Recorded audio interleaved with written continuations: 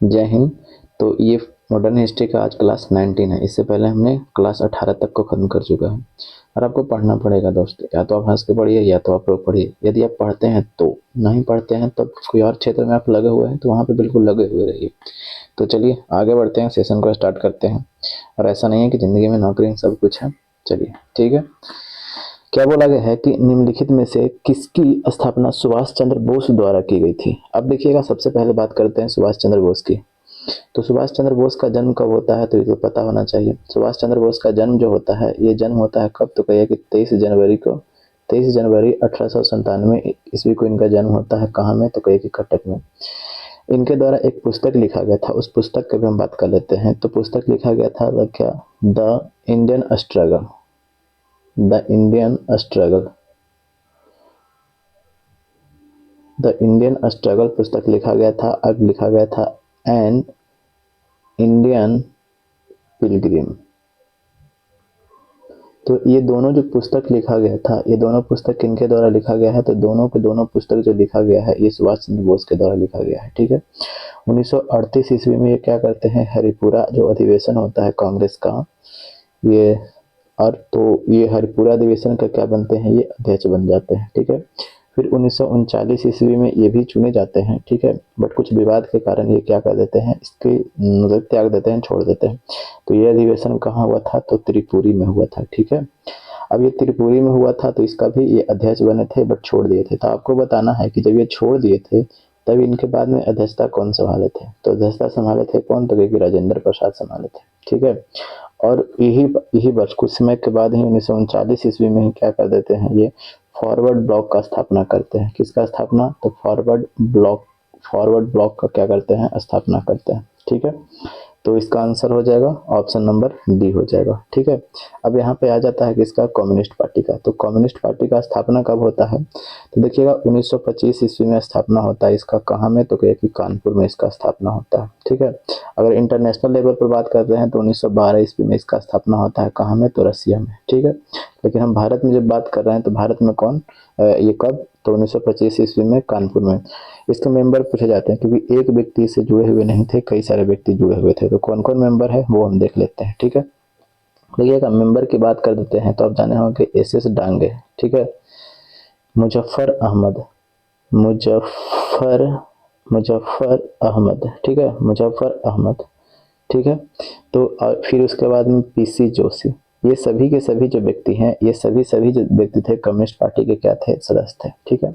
अब ये नौजवान सभा की बात कर देते हैं तो 1926 ईस्वी में कौन, तो कि भगत सिंह स्थापना करते हैं। किसकी स्थापना, तो नौजवान सभा का। ठीक है। अब सोशलिस्ट पार्टी की बात करते हैं तो सोशलिस्ट पार्टी के बारे में हमने पहले भी बताया था बट हम यहाँ भी बताते हैं।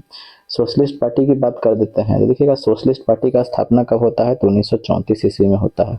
तो कौन सा socialist party, Congress socialist party. ठीक है। Congress socialist party.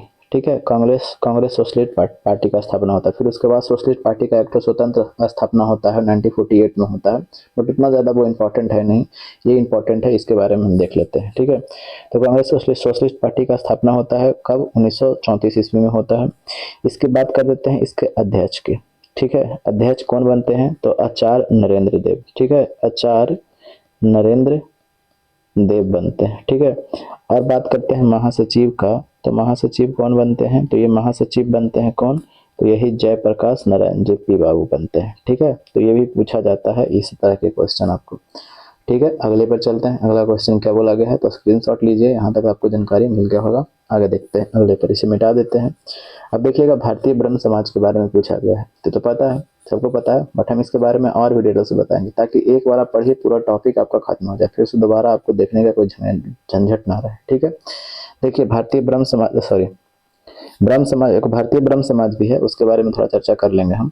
देखिएगा, ब्रह्म समाज की बात किया जा रहा है तो इसके स्थापना कौन किए थे, तो देखिए राजा राम मोहन राय। राजा राम मोहन राय। अब राजा राम मोहन राय के बारे में हम पूरा कुंडली खंगार देते हैं, फिर आपको दोबारा कहीं भी नहीं देखना पड़ेगा। ठीक है। देखिएगा, इनका जन्म कब होता है, तो देखिएगा 1773 ईस्वी का रेगुलेटिंग एक्ट आता है, उसके एक वर्ष पहले इनका जन्म होता है। कहाँ में, तो कि राधापुर गांव में होता है। कहाँ में, तो राधापुर गांव में होता है। ठीक है। अगर बात करते हैं शिक्षा दीक्षा कहाँ से ली थे, देखिएगा इनका शिक्षा जो हुआ था ये कई जगह से हुआ था। पटना में भी हुआ था इनका शिक्षा दीक्षा, और फिर उसके बाद में कहाँ हुआ था, तो बनारस में हुआ था। वाराणसी में हुआ था। ठीक है, तो पटना में जो शिक्षा लिए थे किस किस का शिक्षा लिए थे, अरबी का शिक्षा लिए थे, और ये किसका लिए थे, तो फारसी का शिक्षा लिए थे। ठीक है, बात करते हैं वाराणसी से, तो यहाँ से कहाँ का शिक्षा लिए हैं, किस चीज़ का, तो संस्कृत का शिक्षा लिए हैं। ठीक है, ठीक है, कोई दिक्कत। अब बात करते हैं संवाद कौमुदी। संवाद कौमुदी इनके द्वारा ही लिखा गया था। ये कब एक कौन से भाषा में लिखा गया था, तो ये बंगला भाषा में लिखा गया था। ये पूछा जाता है कि संवाद कौमुदी कौन से भाषा में लिखा गया है, तो बंगला भाषा में लिखा गया था। ठीक है, अच्छा बात करते हैं अब क्या किसकी बात करते हैं। अब एक है मिरात उल अखबार। ठीक है, मिरात उल अखबार, ये मिरात उल अखबार जो था ये कौन सी भाषा में लिखा गया था, तो ये था फारसी भाषा में लिखा गया था। फारसी भाषा में लिखा गया था। अंग्रेजी भाषा में भी एक ठो पुस्तक जो लिखे थे, उसका पुस्तक का नाम क्या है, देखिएगा। अंग्रेजी भाषा में पुस्तक ना कहिए, पुस्तक ना कहिए इसको। ठीक है, तो अंग्रेजी भाषा में क्या लिखे थे वो बताते हैं हम। तो अंग्रेजी भाषा में लिखे थे ब्रह्मानिकल। ब्रह्म, एक मिनट रुक जाइए इसको, ब्रह्मनिकल। ठीक है, ब्रह्मनिकल जो लिखे थे ये अंग्रेजी भाषा में किनके द्वारा लिखा गया था, तो ये राजा राम मोहन राय के द्वारा लिखा गया था। ठीक है, बात करते हैं सुभाष चंद्र बोस की। तो सुभाष चंद्र बोस ने इनको क्या कहा था, युगदूत कहा था। क्या बोला था, युगदूत कहा था। तो ये भी आपको पूछा जाता है, युगदूत किन्हें कहा गया था, तो युगदूत कहा गया था राजा राम मोहन राय को। किनके द्वारा, तो सुभाष चंद्र बोस के द्वारा कहा गया था। ठीक है, अच्छा ये तो सबको पता है कि 1829 ईस्वी में सती प्रथा को क्या कर देते हैं, अंत कर देते हैं, तो सबको पता है। ठीक है, सती प्रथा को अंत कर देते हैं। बात करते हैं 1815 ईस्वी में ये क्या करते हैं, आत्मीय सभा का ये स्थापना करते हैं। आत्मीय सभा का क्या करते हैं, स्थापना करते हैं। फिर 1817 की बात कर देते हैं, ये हिंदू कॉलेज का स्थापना करते हैं। हिंदू कॉलेज का स्थापना तो किसके सहयोग से, हिंदू कॉलेज का स्थापना डेविड हेयर, और डेविड हेयर के सहयोग से करते हैं। ये व्यक्ति खुद रहते हैं, डेविड हेयर के क्या करते हैं, सहयोग से करते हैं। ठीक है, यहाँ तक तो कोई दिक्कत नहीं। बात करते हैं 1825 ईस्वी में, तो 1825 ईस्वी में ये वेदांत कॉलेज का स्थापना कर देते हैं। किसका कॉलेज, तो कहते वेदांत कॉलेज का क्या करते हैं, तो स्थापना करते हैं। और फिर 1828 ईस्वी में क्या करते हैं कि यही ब्रह्म समाज का स्थापना करते हैं। ब्रह्म समाज का क्या करते हैं, स्थापना करते हैं। और ये 1866 ईस्वी में क्या होता है कि टूट जाता है। ठीक है, तो 1866 ईस्वी में टूट जाता है। तो 1866 ईस्वी में जब टूट जाता है तो इसमें दो प्रमुख नेता थे। एक था कौन थे, तो कहे कि देवेंद्र नाथ ठाकुर थे, और एक ठो और कौन थे, केशव चंद्र सेन थे। केशव चंद्र सेन थे। ठीक है, अब दोनों में मतभेद हो जाता है। जब मतभेद के बाद में क्या होता है कि 1866 ईस्वी में भारतीय ब्रह्म समाज का स्थापना होता है।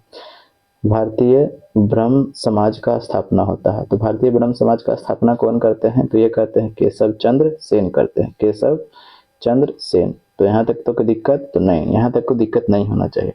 अच्छा बात करते हैं, जब इनके बारे में जब बात चल ही रहा है तो कुछ और बात करते हैं। तो क्या बात करते हैं, बात ये करते हैं क्या कि भारतीय पुनर्जागरण का जनक, भारतीय पुनर्जागरण का जनक किन्हें कहा जाता है। भारतीय पुनर्जागरण का जनक की बात कर देते हैं तो यही राजा राम मोहन राय को कहा जाता है। ठीक है, भारतीय राष्ट्रवाद का जनक, भारतीय राष्ट्रवाद का जनक किन्हें कहा जाता है, तो यही इनको कहा जाता है, राजा राम मोहन राय को कहा जाता है। ये समर्थक किसके थे, तो समर्थक की अगर बात कर देते हैं तो समर्थक किसके थे, तो ये समर्थक थे एकेश्वरवाद के। किसके समर्थक थे, तो एकेश्वरवाद के समर्थक थे। और ये विरोधी किसके थे, तो बहुदेववाद के विरोधी थे। बहुदेववाद के ये क्या थे, ये विरोधी व्यक्ति थे। ठीक है, चलिए।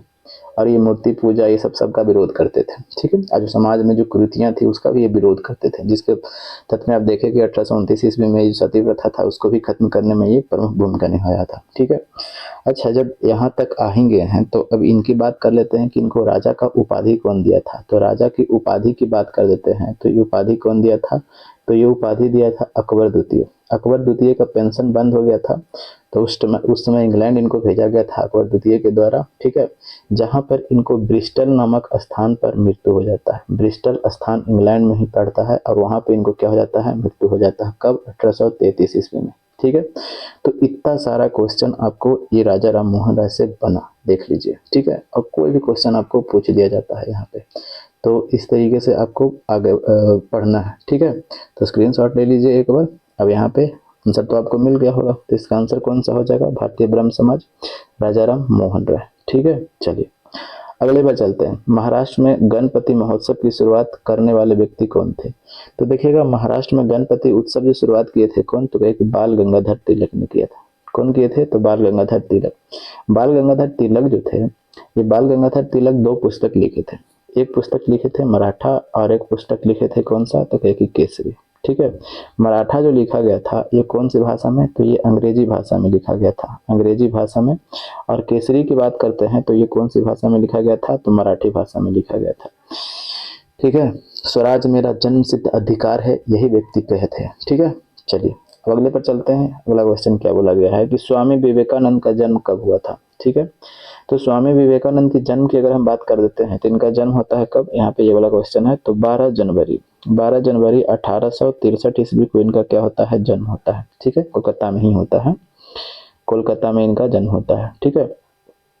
इनके द्वारा जो पुस्तक लिखा गया था वो पुस्तक आपको देख लीजिएगा। पुस्तक क्या था? ज्ञान योग, ज्ञान योग, कर्म योग, ज्ञान योग, कर्म योग, भक्ति योग। ये इनके द्वारा लिखा गया क्या है? तो पुस्तक है। इस तरीके से भी पूछा जा सकता है क्वेश्चन। तो इसका आंसर कौन सा हो जाएगा? 12 जनवरी 1863, ऑप्शन नंबर 2 हो जाएगा। ठीक है। आगे क्या बोला गया है कि बंगाल विभाजन के तुरंत बाद, देखिएगा बंगाल विभाजन की जब हम बात करते हैं तो अब बंगाल विभाजन, ठीक है, बंगाल विभाजन कब हुआ था? देखिएगा इसका थोड़ा सा डिटेल्स हम बता देते हैं।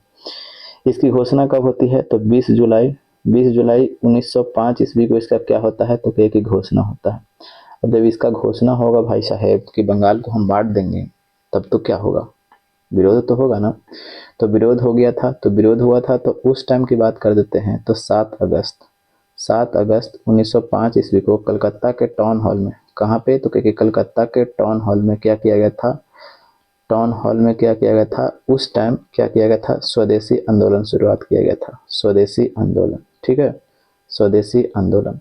अब इस स्वदेशी आंदोलन में क्या था कि विदेशी वस्तुओं का बहिष्कार, विदेशी वस्तुओं का बहिष्कार। तो विदेशी वस्तुओं का बहिष्कार के बारे में कौन बताए थे? तो ये बताए थे कौन? कृष्ण कुमार मित्र। ठीक है। कृष्ण कुमार मित्र बताए थे। और ये कृष्ण कुमार मित्र की एक पत्रिका थी कौन? संजीवनी। इस संजीवनी में ही इनके द्वारा क्या किया गया था? बताया गया था कि विदेशी चीजों को बहिष्कार करो। अंग्रेज की जितना भी चीज है, खाने पीने वाला जितना भी चीज है, सब कुछ, कपड़ा से लेकर लत्ता तक सब कुछ, उसको बहिष्कार करो ताकि उसे आर्थिक रूप से भी चोट पहुंचाया जाए। ठीक है। तब उसके अकल ठिकाने पे आएगा। तो इस तरीके से क्वेश्चन यहाँ पे बनता है। ठीक है। अब इसको लागू कब होता है? तो देखिएगा बंगाल विभाजन घोषणा हो जाता है तो लागू होता है 16 अक्टूबर को। और 16 अक्टूबर 1905 ईस्वी को क्या होता है? लागू होता है। ठीक है। चलिए तो अब देखते हैं यहाँ पे कहाँ पे गया। बंगाल विभाजन के तुरंत बाद रॉलेट एक्ट 1919 ईस्वी में आता है, तो खत्म हो जाएगा। तुरंत बाद पूछ रहा है। सूरत अधिवेशन 1907 बोल रहा है, तो तुरंत बाद तो नहीं है, खत्म कर दीजिए। मुस्लिम लीग 1906 ईस्वी में होता है, तो तुरंत तो है ये नहीं, 1 साल के बाद ये हो रहा है। तुरंत कौन हुआ था? ये स्वदेशी आंदोलन हुआ था, खत्म कर दीजिए। तो ऑप्शन नंबर क्या हो जाएगा? तो 4 हो जाएगा। अगर स्वदेशी आंदोलन रहता तो वो सही होता। ठीक है। चलिए अब बात किया गया है सत्यशोधक समाज की स्थापना। देखिएगा सत्यशोधक समाज की स्थापना कब होता है? तो 1873 ईस्वी में होता है। ठीक है। कहाँ में? तो कहे कि पुणे में, पुणे महाराष्ट्र में। ठीक है। कौन करते हैं? तो ज्योतिबा फुले करते हैं। तो इसका आंसर हो जाएगा ऑप्शन नंबर 3 हो जाएगा। और इनकी पत्नी कौन थी? सावित्रीबाई फुले। ठीक है। चलिए आगे देखिए अगला क्वेश्चन क्या बोला गया है। पिंडारियों के दमन का श्रेय किसे दिया जाता है? देखिएगा बात करते हैं कब की। 1813 से लेकर के 23 तक रहा था कौन? Lord Hastings. लॉर्ड हेस्टिंग्स रहा था। लॉर्ड हेस्टिंग्स रहा था। क्या रहा था? बंगाल का गवर्नर जनरल रहेगा। ठीक है। अब बंगाल का गवर्नर जनरल था तो उसी के शासनकाल में हुआ था यह प्रथम आंग्ल नेपाल युद्ध। ठीक है। प्रथम आंग्ल नेपाल युद्ध। प्रथम आंग्ल नेपाल युद्ध कब होता है? 1814 से लेकर के 16 तक। और 1816 ईस्वी में सुगौली की संधि होती है। ठीक है। सुगौली की संधि होती है। और सुगौली की संधि के तहत में क्या होता है? ये आंग्ल नेपाल युद्ध क्या होता है? समाप्त हो जाता है। और काला नदी जो है वो दोनों को सीमा बन जाता है, भारत और नेपाल का सीमा बन जाता है। ठीक है। काला नदी क्या हो जाता है? सीमा बन जाता है, सीमा बन जाता है। यानी उत्तर वाला क्षेत्र किसको पड़ जाएगा? उधर का नेपाल का। और दक्षिण वाला क्षेत्र भारत को पड़ जाएगा। ठीक है। और इसी समय की बात कर देते हैं 1818 ईस्वी में क्या होता है कि ये बंगाल, यहाँ मराठा का जो नवाब था उसको हटा करके बिठूर भेज दिया जाता है, यानी खत्म कर दिया जाता है। ठीक है। मराठा के क्या था, पेशवा था, नवाब हम साथ बोल दिया, ठीक है। मराठा के पेशवा को क्या कर दिया जाता है, हटा करके कहाँ भेज दिया जाता है, बिठूर भेज दिया जाता है। और जो पिंडारी जो था, वो पिंडारियों को काफी संख्या में मारा जाता है, ठीक है। तो यहाँ पे लिख देते हैं कि पिंडारियों का दमन, पिंडारियों का दमन। तो पिंडारियों का दमन किसके शासनकाल में हो रहा है, तो लॉर्ड हेस्टिंग्स शासनकाल में होता है। करजन तो खत्म हो जाएगा, ये तो काफी बाद की बात है, 1905 की बात है, तो खत्म हो जाएगा। रॉबर्ट क्लाइव तो ये तो शुरुआती की घटना है, ये कहाँ से आ जाएगा। Lord Hastings option number 2। यहाँ पर वारेन हेस्टिंग्स, ध्यान दीजिएगा, वारेन हेस्टिंग्स नहीं होगा, तो इसको काट देते हैं, ठीक है। वारेन हेस्टिंग्स बिल्कुल नहीं होगा, ये तो 1772 ईस्वी में बनता है ना, ये तो ध्यान होना चाहिए। तो इसका आंसर हो जाएगा ऑप्शन नंबर 2 हो जाएगा, ठीक है। चलिए आगे देखते हैं, क्या बोला गया है कि राष्ट्रीय शिक्षा की सर्जेंट योजना। अब देखिएगा इस तरीके से क्वेश्चन पूछ देगा क्या कि सर्जेंट योजना किससे संबंधित है, ठीक है। तो सर्जेंट योजना की अगर हम बात कर देते हैं तो किससे संबंधित है, तो ये शिक्षा से संबंधित है। तो ये कब तैयार होकर गया था, तो ये तैयार होकर गया था कब, 1944 ईस्वी में। ये किसके नेतृत्व में, यानी भारतीयों नहीं, अंग्रेजों के देख रेख में एक आयोग का गठन किया गया था। सर्जेंट योजना जो है वो गठन किया गया था और वो तैयार किया गया था, कब आया था, 1944 ईस्वी में आया था, कि उसके देख रेख में भारत की शिक्षा, प्राथमिक शिक्षा के बारे में बताने के लिए वो तैयार किया गया था, ठीक है।